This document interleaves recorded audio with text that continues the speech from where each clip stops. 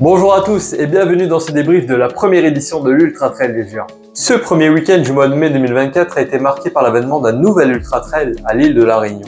Au programme 4 parcours, le tour organisé par UTOI, l'Ultra Trail de l'océan Indien. Finisher de la Speed Goat, petit sœur de l'Ultra Trail des Géants, je vous raconte tout ça dans ce débrief. Le départ prend place au champ de foire de la Plaine des Cafres où nous sommes conviés à un petit déjeuner. On croise également les trailers de l'Ultra Trail des Géants qui eux ont déjà parcouru près de 47 km. Nous sommes ensuite invités à installer la balise GPS qui nous permet d'être suivis et également envoyer un signal directement au secours en cas de problème. Nous sommes peu nombreux. Effectivement, ce sont 31 personnes courageuses qui ont pu entrer dans l'histoire et participer à cette première édition de la Speed Goat. Après quelques échauffements et discours des organisateurs, place au départ de la course à 6h du matin. C'est parti pour 7 km de route, départ très rapide qui permet d'oublier très vite la petite fraîcheur du matin, quelques bifurcations et nous arrivons sur une route bétonnée. La météo est idéale et les aurores nous dévoilent un magnifique ciel bleu pastel. Premier ravito, l'horloge, pointage et plein d'eau. On arrive sur le premier sentier de cet ultra. La descente qui nous mène au village de Grand Bassin est un sentier en terre et roche, plutôt technique, qui nous dévoile quelques jolies vues sur Grand Bassin. Quelques escaliers et passerelles avec passage très roulant, on arrive sur le village de Grand Bassin. Le village nous donne également accès à quelques points d'eau qui nous permettent de nous rafraîchir. On continue notre aventure et on arrive sur l'une des grosses montées de ce parcours, le sentier Molaré. Ici, un gros D+ nous attend. Le sentier est sec et ne pose pas de difficultés supplémentaires. Pas mal d'échelles à franchir, des ravines à traverser et on arrive au sommet de cette assez longue montée. On parcourt ensuite les kilomètres qui nous restent entre sentier et pâturage avec une jolie vue sur la Plaine des Cafres jusqu'au prochain ravito, Marabout. Accueilli en héros, ici on fait le plein et on prend un moment pour se restaurer. L'ambiance est top, la météo est bonne, je repars le ventre rempli et les flasques pleines. On reprend le bitume et on arrive au pâturage Biberon, direction Bébourg. Ici, très roulant, on garde une bonne allure jusqu'à arriver à quelques passages boueux assez compliqués. On arrive ensuite sur une descente très technique avec boue et racines. La descente est très compliquée, mais le paysage est toujours très joli. 5 sur 5.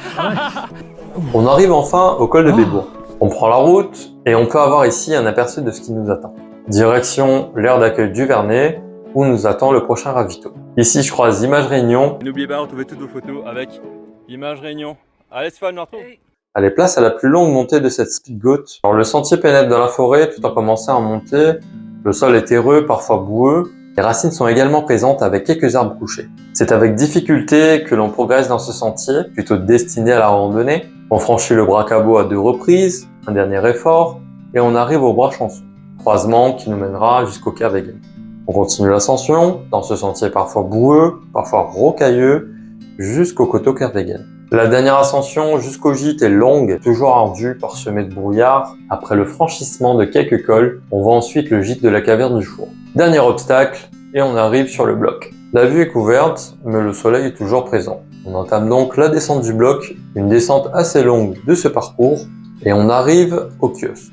Point de repère, ici on peut se rafraîchir. On arrive ensuite sur le point de vue de Sillaos, qui est lui dégagé. Quelques mètres plus bas nous attend un petit ravito. On reprend la route et on entame le sentier de la Roche Merveilleuse. Ici, beaucoup de détours, à croire qu'UTOI a pris plaisir à nous faire tourner en rond avant d'arriver sur la ville. On longe Marajonc et on atterrit sur le gros ravito au Petit Randonneur. Ici, un bon repas nous attend avec une bonne ambiance. Alors Bébourg, tout le monde valide? Je remercie la personne qui a partagé sa connexion avec moi. Franchement, ça fait plaisir, c'était super sympa de sa part. Une pause d'une demi-heure et on repart pour le taille beat à la tombée de la nuit. On reprend le sentier de la Roche Merveilleuse, on passe Bassin Bleu et on arrive sur la route où on va continuer la descente jusqu'au bassin Foucault. Ici, j'arrive à traverser sans me mouiller et je fais une petite pause avant d'entamer l'ascension. On pourra remarquer que les balises sont réfléchissantes. 300 mètres de D+, et on arrive au ravito du pied du taille beat. Une bonne énergie ici et je suis rattrapé par un petit groupe. Alors ici, on aurait aimé avoir du solide plus que liquide pour nous aider à franchir ce col. Donc on repart direction le taille beat. On passe devant la tisanerie des Trois Salazes. Donc pendant la montée, il y a eu pas mal d'éboulis. Franchement, c'est des bruits mais impressionnants. Putain, ça c'est un truc de malade. Allez, quelques mètres de D+, plus tard, et c'est la délivrance. Ici, un vent froid nous accueille. On continue donc notre descente jusqu'à Marla. Donc ravito, soupe et quelques gâteaux, il commence à faire froid. On tarde pas, on repart, on passe le snack, la chapelle, on passe les rivières et on commence le D+. Pas long, mais qui monte bien jusqu'à la plaine Tamarin. On esquive quelques bouses de vache et on arrive au croisement de la Nouvelle. Ici, le froid le plus intense de la course, il ne fallait pas traîner dans les sentiers, donc on continue la descente jusque la Nouvelle où nous attend un bon repas. La salle fermée nous permet de nous réchauffer, donc on en profite pour se reposer, discuter. Donc on avait tous comme info que la barrière au Maïdo était à 10h, donc pas le temps de dormir, allez courir. Allez, on repart, hein, le corps a refroidi et ouais, ça caille. On arrive sur Bord-Martin, direction plaine au sable, donc puis la descente technique jusqu'à Trois-Roches. Alors, pas de solution pour traverser sans se mouiller ici, donc le niveau de l'eau est plutôt élevé. On retire donc les baskets et c'est parti pour un bain de pieds glacés. Donc la route vers Roche-Plate est longue, hein, avec 3 grosses montées. Les jambes commencent à souffrir et ça commence à être difficile. Alors, on passe Ticaz infirmière, on atterrit sur l'école Roche-Plate. Alors ici, bonne surprise, donc on est convié chez Judex. Ici, un repas chaud nous attend qui va permettre de reprendre des forces pour la suite. Un regain d'énergie, un petit café, on remercie les bénévoles et direction la Brèche. Donc 24 heures de course, ça y est, on rejoint les méga trailers de l'Ouest. Donc dernière grosse ascension de cet ultra, le soleil se lève et offre un joli panorama. La montée ne se fait pas sans mal, elle est compliquée mais on arrive jusqu'au bout. On arrive au Ticol mais c'est pas terminé. On continue la montée jusqu'au parking Belvédère. Ici je croise Tigane et Jimmy, photographes de la course, qu'on salue au passage. Arrivé au Maïdo, on pointe. Ici petite soupe sous-seau qui fait du bien, qui nous réchauffe un peu. Petite pause de 30 minutes et c'est avec les jambes lourdes qu'on attaque ce trail des pétrels. Donc la route vers la glacière est une route en galets avec un peu de D+, le soleil est toujours présent et les coureurs de la 72 nous encouragent. Arrivé à la glacière, on commence la descente. Donc c'est descente très technique hein, sur roche volcanique qui va faire vriller mon mental. Franchement, on a pris cher. Et également réveiller une TFL au genou gauche. Donc c'est la première fois que je me plains hein, vraiment sur une course. Franchement la course est dure et les jambes prennent cher. On arrive donc sur le ravito des Tamarins. Ouais, celle-là elle a fait mal. Ouais, franchement. Oh putain. Ici pas grand chose hein, mais assez pour repartir. On attaque donc les 8 km de route forestière de la 1800 Sud. Donc très long sentier hein, où je commence à donner des signes de fatigue. Et on arrive sur le sentier des 1800 Nord. Donc arrivé ici, je décide de faire une sieste de 30 minutes pour repartir un peu plus reposé. Donc on lance le sentier, tout de suite on prend une descente de VTT, sentier en terre, jusqu'à reprendre plus bas la route forestière. Donc on continue jusqu'à la retenue d'eau, et puis donc on attaque la descente en sentier jusque la route. Allez, 1,5 km de route, et je croise donc Charles Evrin, photographe également de l'Ultra Trail Léger. Un peu plus loin, le ravito de la route des Cryptomérias. Donc ici je croise mon ami Ziad, qui était serfile de la pétrelle et qui va m'accompagner jusqu'à l'arrivée. Donc la douleur au genou est vive hein, et ça y est, donc la TFL est installée. Donc c'est parti pour une fin de course en mode rando. On descend la piste et on attaque le sentier Louis-Émile. Alors une partie du sentier est pas du tout élaguée, donc on progresse difficilement dans ce début de sentier avec pas mal d'épines, mais qui ne durent pas longtemps. Alors on reprend ensuite la route et quelques kilomètres plus loin on arrive au Belmen 800, donc le site de parapente. Donc ici on est rejoint par mon ami Bruno Lorette, donc qui lui aussi va m'accompagner dans la descente, donc photographe et vidéaste de la course également. Un peu plus loin on croise des gars du quartier qui me proposent un petit ravito, merci à eux. Donc sur la descente pas mal de rubalises ont été retirées, donc merci à Ziad hein, qui les a toutes réinstallées et on arrive sur le dernier ravito de la course. On entame la dernière descente de cette ultra, le sentier Maccabi. Donc un peu plus loin, on est rejoint par mon père, hein, qui lui aussi va m'accompagner pour cette fin de course. Et enfin, la fin du sentier, on arrive sur la route. Donc on croise les signaleurs, hein, qu'on salue au passage. On passe sous la 4 voies et on arrive enfin au stade pour le final. Donc le dernier tour pour la gloire. Donc ça y est, 39h et 21 minutes. Je boucle enfin cette première édition de la Speed Goat 2024. Yes!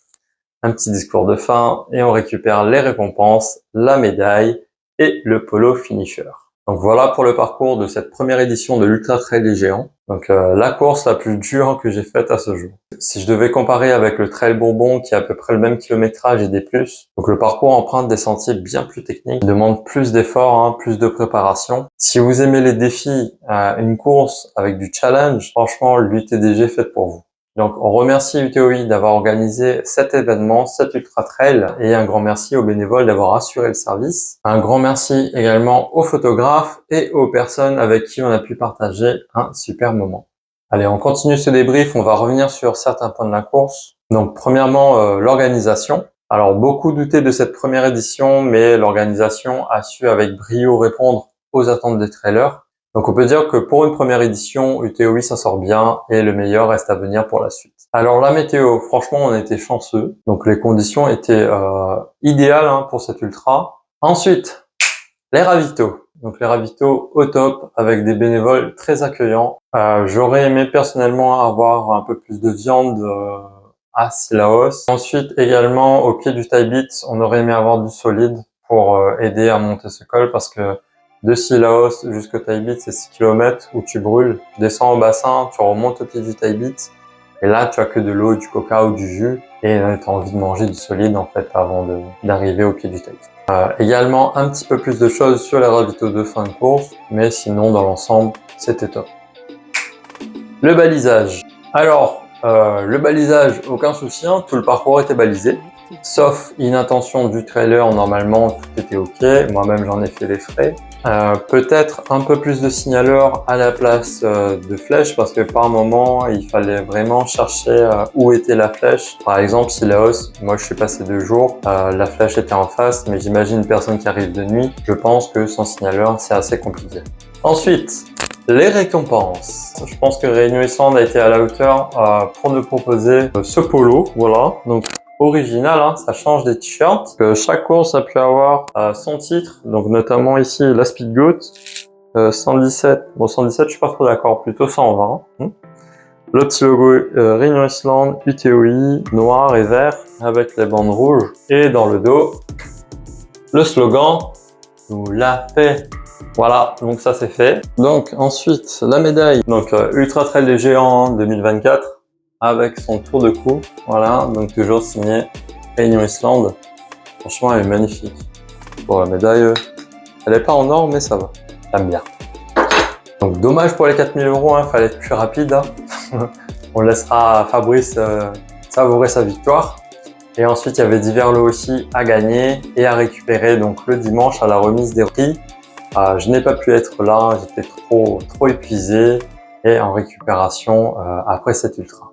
Donc voilà, c'est la fin de ce débrief. Merci à tous d'avoir regardé. Pour les plus téméraires, le lien du vlog est en description ou en commentaire. Ça dépend sur la plateforme sur laquelle vous regardez. Merci de vous abonner si vous aimez le contenu que je vous propose. N'hésitez pas également à liker, commenter et surtout partager. Ça fait plaisir.